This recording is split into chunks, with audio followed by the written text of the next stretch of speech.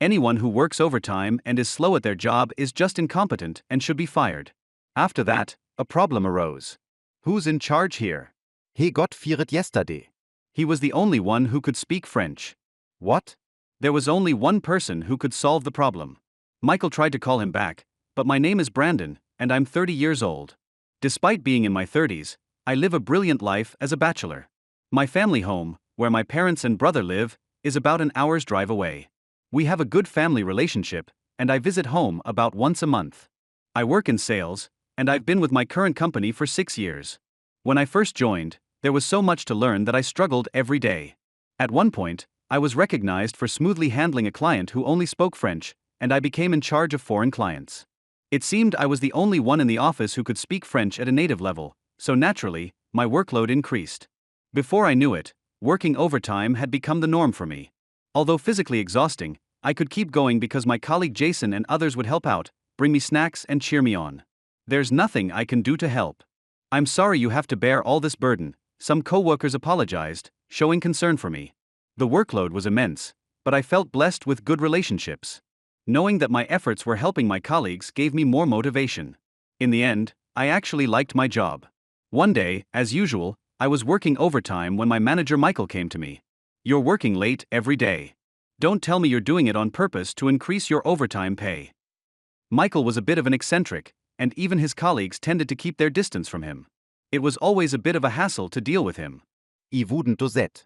It's just that I have so many calls to make that I can't finish during regular hours, I said. Michael frowned. Do you know what that's called?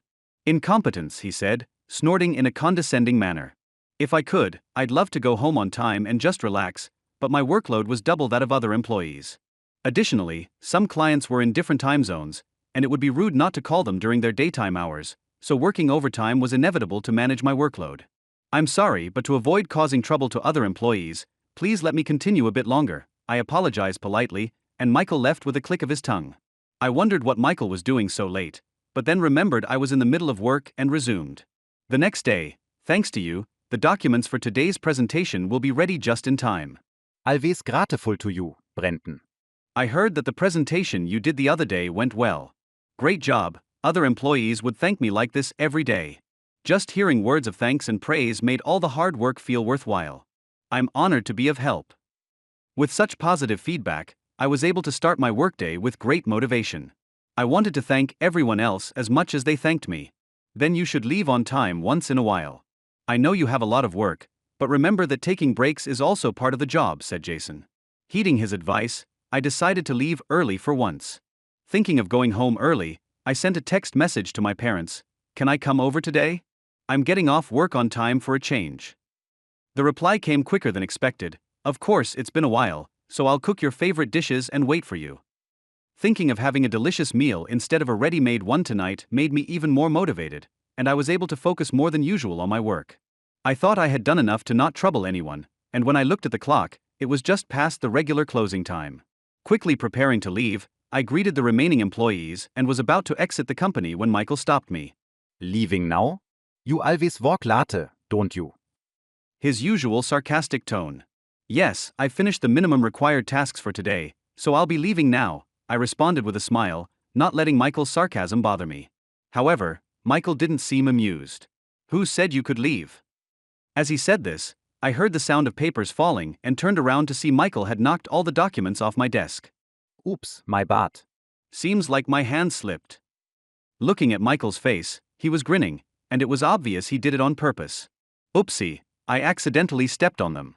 Pick them up quickly. He deliberately stepped on the fallen documents and left with a loud, crude laugh. I was genuinely worried and quickly started picking up the papers. Employees who had witnessed the whole thing helped me, and we managed to gather all the documents, but it was clear they needed sorting as various papers were mixed up. We'll handle this, Brandon. Just go home, man. Michael is so immature. My colleagues, concerned for me, urged me to leave, but there were too many documents, and they would end up working overtime. Thanks, but I'm fine. I'll do it and go home. You all have other work, right? I said with a smile, but they insisted on helping, and thanks to them, we finished much faster than expected. However, when I checked the time, it was already 2 hours past the regular closing time, and I had several worried messages from my mom. I hadn't noticed because my phone was in my bag. Sorry, work suddenly got busy, and it's late. I'll drop by on my next day off. I'm really sorry, especially after you prepared dinner. I sighed with regret as I messaged back. It's okay, as long as you're safe. I was worried something had happened. Come by anytime. Reading my mom's reply, I felt a bit calmer and headed home. After the overtime incident, Michael seemed to have targeted me, and his childish harassment continued for a while. I was ordered to redo documents for being unclear and was the only one not receiving company emails. His blatant harassment led to my colleagues often stepping in to help, but the mental strain and stress were gradually building up with the additional workload and Michael's harassment. I often worked until the last train. Then one day, while working overtime alone, Michael came again. By now, Michael was a figure of caution for me, and I felt myself tense up. What is it? What do you mean, what is it? How dare you talk to me like that? His usual condescending tone. I had grown used to this kind of talk. Do you even realize how incompetent you are? Just scraping off overtime pay. I apologize. I'll leave now then. As I started to prepare to leave, Michael said with a laugh, "No, there's no need for you to come back. Anyone who stays late and is slow at their job is just incompetent and shall be fired." Suddenly confronted with this, I stood there, unable to grasp the meaning of Michael's words. What do you mean? I managed to speak, my voice strained, and Michael laughed as if pleased. I mean, incompetence is a nuisance. You don't have to come back. You're fired. Don't make me say it again. Michael left the company with a loud, unpleasant laugh. I'm fired, I muttered to myself, unheard by anyone. After sitting dazed in the office for a while, I realized I had missed the last train and had to take a taxi home. As I looked out of the car window, I thought about the tasks I had to do tomorrow. Tomorrow, I need to prepare the contract for ABC Corporation and the presentation documents too. I have to stay late tomorrow, so I can miss the last train. Is it an occupational habit? Without realizing, I started organizing my tasks for the next day in my head. Then it hit me. Oh, that's right. I got fired, I muttered, looking at the moon, and the taxi driver asked me to repeat. It's nothing, I replied with a forced smile and got out of the taxi at my house. I was so drained that I just collapsed onto my bed as soon as I got home. I was so mentally exhausted that, unusually, I woke up before my alarm clock went off. I usually get up at 7 a.m., but it was only 5 a.m. when I checked the time. I tried to go back to sleep, but Michael's words, "You are fired," kept echoing in my ears, preventing me from sleeping. I knew I had to start looking for a new job, but it wasn't easy to just move on, so I just lay there under the covers. As time passed, how much time had passed?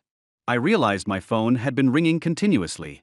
I picked up the phone and saw it was a colleague, but I didn't feel like answering.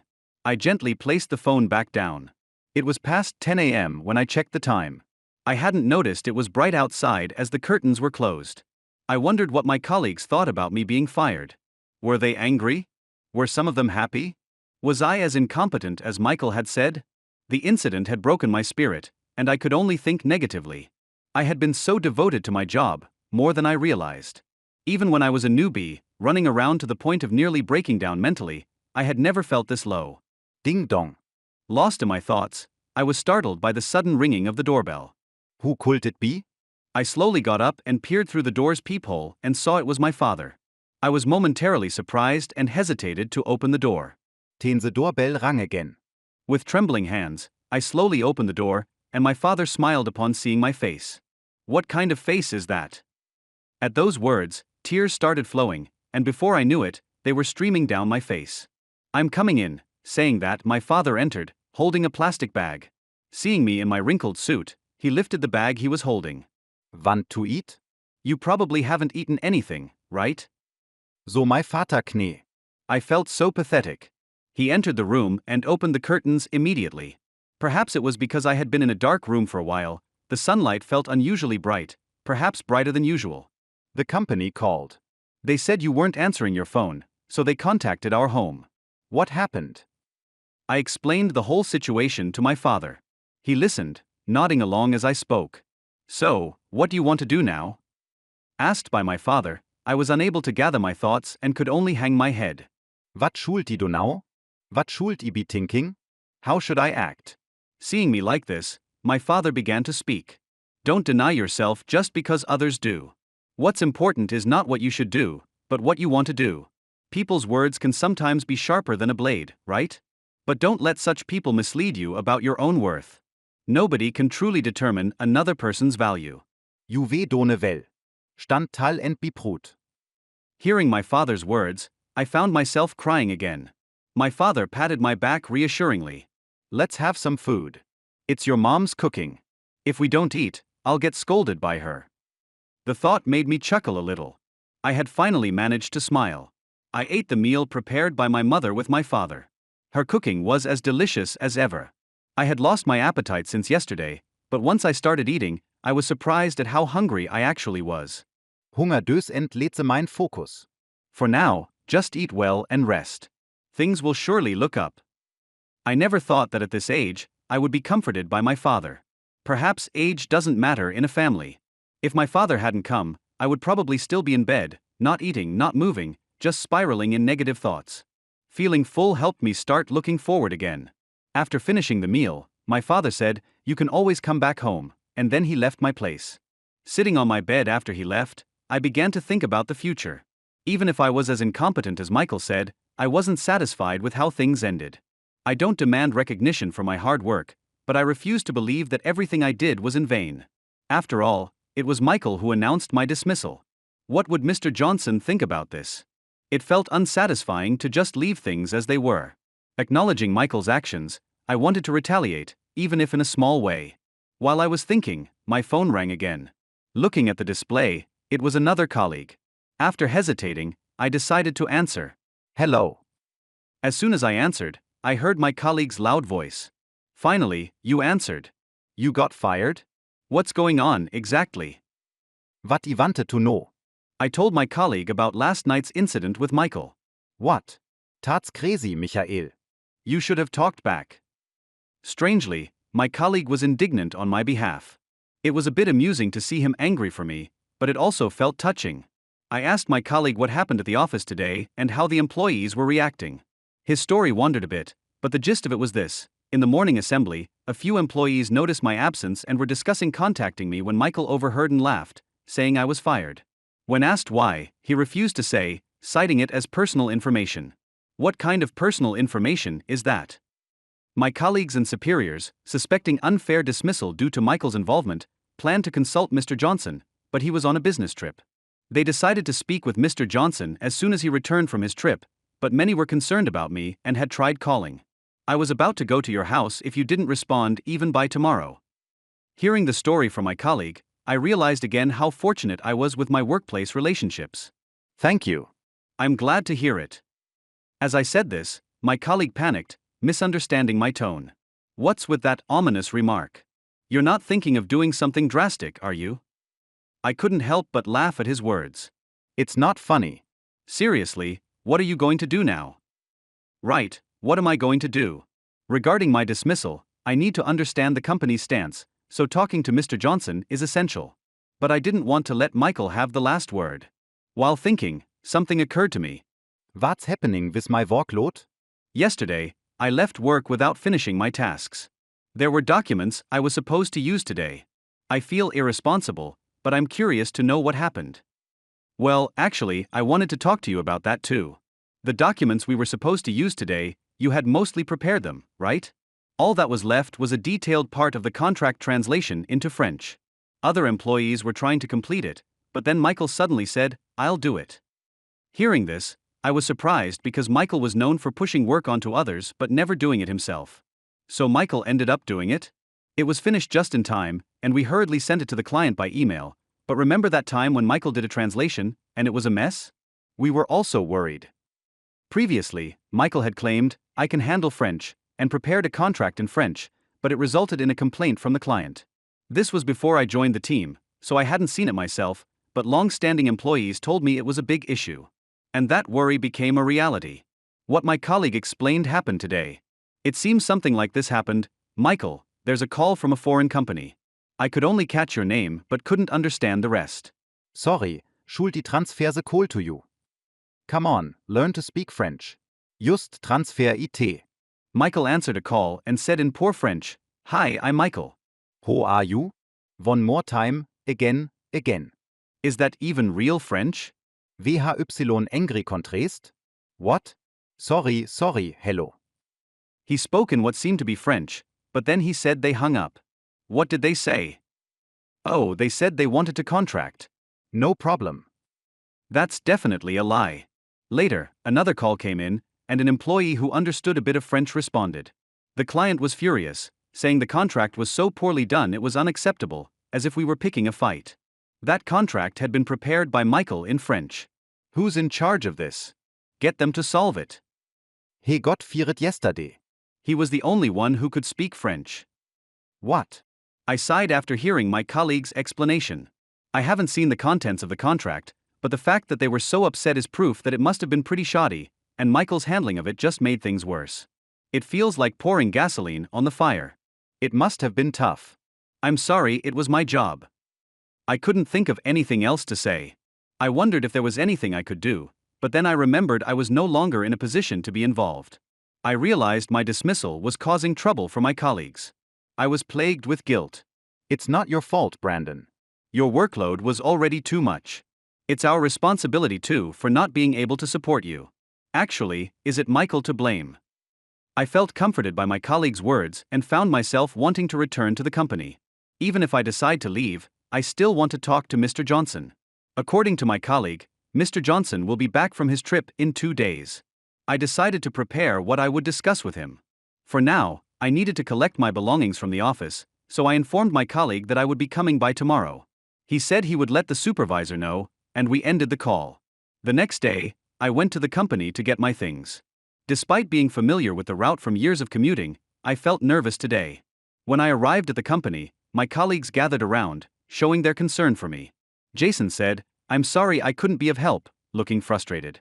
I told him that it wasn't his fault and assured my colleagues that I was fine. When I mentioned I came to collect my belongings, their expressions turned complex. They seriously considered if there was any way for me to return, showing that they valued my presence. While talking, Michael approached and looked displeased upon seeing me. "Why are you here? This area is restricted to authorized personnel only." "I just came to collect my belongings that I left here." I'll be leaving soon. As I headed towards my desk, Michael loudly called out from behind, "Good timing. Take responsibility for your work before you leave." I turned around at that line. Could he be trying to pin yesterday's incident on me? What do you mean? As I asked, Michael smirked. Your half-finished contract caused an uproar with a foreign client. Take responsibility. Michael, oblivious to the appalled expressions around him, continued to blame me. I wondered how far he would go to cause trouble. Just as my anger was reaching its limit, "Enough already," a familiar voice spoke, and I turned to see Mr. Johnson standing there. Mr. Johnson. The employees were also surprised to see him. He was supposed to return from his business trip tomorrow. Michael visibly panicked at Mr. Johnson's appearance. "Mr. Johnson, you were scheduled to return tomorrow." Watching Michael speak with agitation, Mr. Johnson sighed. "I came back early after hearing about the trouble." So what's all this commotion about? Mr. Johnson's anger was evident to everyone. Understandably, the employees fell silent, making the office quiet. Even though I was fired, I had wanted to talk to Mr. Johnson. I thought this might be the perfect opportunity, but it didn't seem like the right time to speak up. Shouldn't the commotion be explained and guidance sought? But perhaps as someone who's been fired, it wasn't my place to say anything. Amid the loud ticking of the clock, Mr. Johnson spoke again. What's this commotion about? Tell me, Michael. Michael became even more unsettled when he was called out by name. However, with a slight smirk, as if having thought of something, Michael began to explain to Mr. Johnson. "This guy here, he made a sloppy contract that led to a complaint from a foreign client. I was just lecturing him about it. He always works late, and I thought maybe he was doing it on purpose to increase his overtime pay, so I fired him yesterday.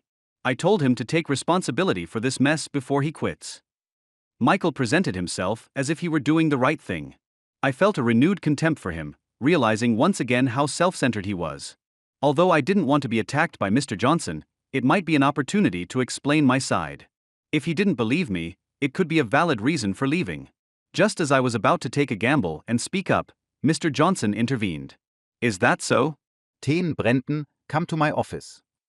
Suddenly, I was filled with tension, but this gave me an opportunity to have a private conversation with Mr. Johnson. Looking at Mr. Johnson, his face was no longer stern but had a gentle smile. Yes. I left my belongings on the desk and followed Mr. Johnson into his office. It serves him right. This will save me. Upon entering the president's office, Mr. Johnson opened the window. A silent pressure weighed in the air, creating an atmosphere that made it difficult for me to speak. I waited for Mr. Johnson to say something first. I wondered if I was going to be reprimanded, bombarded with questions, or possibly even faced with discussions about damages or compensation. The atmosfäre en tension LED tu tinkse Wurst. It's a story from about 20 years ago, before this company was founded. Back then, I worked at a regular corporation, I exclaimed, surprised by the unexpected start of his story. Seeing Mr. Johnson's face, it was no longer the intimidating look from before but a gentle smile. I was about your age back then. I was struggling with work, no matter how hard I tried, disliked by my boss, and on the verge of giving up. That's when a senior colleague told me, "Don't let anyone else's disapproval bring you down. You're doing great." Stand tall and be proud. I was struck by Mr. Johnson's words. They sounded so familiar. Those words, I murmured. Mr. Johnson laughed heartily. How's your dad doing? I was stunned. Could it be that Mr. Johnson and my father know each other? I had never heard about this. I was so surprised that I couldn't speak, but Mr. Johnson continued. Your father's words inspired me to persevere and eventually establish this company. In a way, he's my benefactor. When you joined the company, your father contacted me, asking me to look after his son. I didn't reveal our connection to prevent you from becoming complacent or feeling pressured. I hope you understand. Before I knew it, Mr. Johnson's kind words had eased my tension, and I felt a sense of happiness. I realized I had been watched over all this time. Yes, thank you so much. As I said that, Mr. Johnson gave me a warm smile. About the recent matter, I reviewed the documents and contract you sent to the client on my way back to the office. It was clearly made by someone else, so I know you weren't the cause. And about Michael firing you, I won't let that happen. If you're willing, I want you to continue working with us. What do you say? It seemed like Mr. Johnson had seen right through what I wanted to discuss. I respected the insight of someone at the top of the company. Of course, please let me keep working here. Maybe I'm simple-minded. Feeling relieved brought back my confidence. I was truly happy to continue working here. That's a good response. I apologize for making you feel anxious and uncomfortable. It was not my intention. Mr. Johnson apologized. I was flustered and surprised. It wasn't Mr. Johnson's fault. I knew that and had no complaints against him. I never wanted you to apologize. Sorry. I apologized reflexively, and Mr. Johnson chuckled. Why are you apologizing? You haven't done anything wrong. I've heard about your good work. I want you here not because of my debt to your father, but because you're a capable employee. Please understand that. I learned how much being acknowledged can bring happiness and confidence. My eyes welled up with tears, perhaps because of the emotional strain. Mr. Johnson said I could leave, and I exited his office. When I stepped out, all eyes were on me. It seemed I had caused quite a worry. I smiled and gave a thumbs up, and my colleagues cheered with joy. A co-worker patted my shoulder, saying they were glad for me. My tears were slightly visible, and when they teased me about crying, I retorted that I wasn't. I was smiling when suddenly I heard yelling. No way! Amidst the excitement, Michael stood with wide eyes and an angry expression. How is this possible? Are you staying? What about your responsibility and the overtime pay? I decided you were fired. Michael's fury was no longer a threat to me. Ignoring him felt easier as I chatted with my colleagues. His anger intensified as he marched towards me. Don't ignore me. I'm the department head. We don't need someone like you. Get out now. Oh my, this isn't very calm. Mr. Johnson emerged from his office, hearing Michael's shouts. Michael demanded an explanation from him. What's going on? What about his responsibility for the client incident? You haven't traversed his firing, have you? Michael continued to shout angrily at Mr. Johnson. We all watched, more nervous than him. You don't have the authority to fire an employee, and wasn't it you who messed up the contract? Mr. Johnson spoke calmly, halting Michael's momentum. Silent and head down, Michael began to tremble. I don't understand what you mean. I didn't do anything. I'm not involved. Still trying to deny it at this point, his audacity was impressive but not enviable. He desperately didn't want to admit his fault. As Michael denied it, I wondered what Mr. Johnson would say. Then, surprisingly, another employee spoke up. That contract was made by Michael. I'm sure. To my surprise, one of the employees started to testify, leading the way. Other employees also started testifying. I heard Michael ordering the contract to be sent by email. I heard Michael trying to communicate with a client in French, which he couldn't speak properly. I heard it too. It was clear from the conversation that it wasn't going well at all. Michael was taken aback by the successive employee testimonies, but when he shouted, "Shut up!" everyone fell silent. It was remarkable how much disdain he had garnered as a professional, and it was questionable how someone like him could be a department head. I felt a newfound closeness to Mr. Johnson and considered asking him about it later. "Michael, why don't you just accept it gracefully?" Jure making abat situation våse. As I said this, Michael turned beet red with anger. It was nothing but a tantrum, and he kept insisting he was not at fault, but Mr. Johnson put an end to this blame-shifting plan. "However, we have surveyed footage and computer data history that clearly show your involvement, so no matter what you say, you're fired." Struck by the final blow, he fell silent and froze for a moment, and then Michael crumbled to his knees. Finally, he was quiet. He muttered in a low voice, sweating profusely, "This wasn't supposed to happen. You'll receive a formal notice later." Go home for today. Eventually, Michael gathered his things and left dejectedly. Thus, the matter was concluded. Afterwards, Michael was fired. It turned out Michael was a distant relative of Mr. Johnson, and Mr. Johnson had been asked to look after him because Michael couldn't hold down a job. Michael had been taking credit for others' work and got promoted to department head. Mr. Johnson admitted it was his responsibility for not seeing through it and expressed his need for self-reflection. Losing his job, Michael entered a self-destructive phase and resorted to gambling. Soon, he couldn't pay his rent and was evicted. In a panic, he found a job with a dormitory, but the shared bathroom and thin walls with complaints about any noise made it tough. As for me, I returned to work the next day. My colleague's welcome back gift was a pile of work, just as I expected, but now I was happy to be busy again. When I was getting into the swing of things, Mr. Johnson came by and limited my overtime to 3 days a week. When I asked why, it seemed that my father had expressed concern, asking, "Aren't you making him work too much overtime?" I was a bit dismayed to have my father involved at this age, but I knew he was concerned about me. With reduced overtime, I started visiting my parents more often. My mother and brother, worried about the recent events, treated me as if nothing had happened, which I greatly appreciated. Later, I learned that my mother was childhood friends with Mr. Johnson. She had wanted to complain to him about the overtime in the recent incident, but my father had calmed her down. My brother had been fired up about taking action against Michael, but again, my father had intervened. This whole situation made me realize how many people were on my side, making me feel fortunate, though maybe a bit overprotective. Later on, I became the training supervisor for a newly hired female employee, which led to starting a relationship. Another important person was added to my life. I now want to be someone who protects others, and that's how I'm living my life.